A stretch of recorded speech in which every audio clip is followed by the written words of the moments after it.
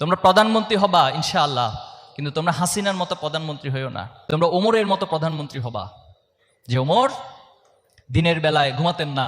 যে কোনো প্রজা বা কোনো রাষ্ট্রের নাগরিক যদি আমার কাছে অধিকারের জন্য আসে আর আমি যদি দিনের বেলা ঘুমিয়ে থাকি, তাহলে তারা তো অধিকার ছাড়া তাদেরকে চলে যেতে হবে।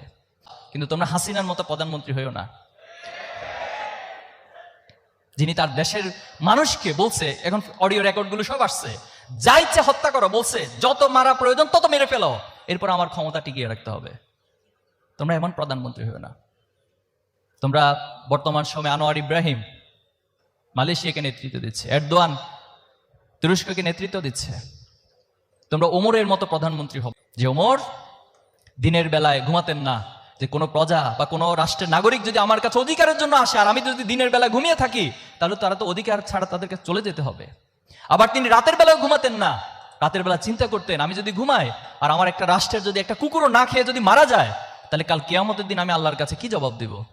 তোমরা এই অনুভূতি সম্পন্ন প্রধানমন্ত্রী হবা। যেদিন বাংলাদেশে অনুভূতি সম্পন্ন প্রধানমন্ত্রী হবে, সেদিন সত্যিকার অর্থে বাংলাদেশে আবু সাইদ, মুগ্ধ, শান্ত, ওয়াসিম তাদের স্বপ্ন বাস্তবায়িত হবে।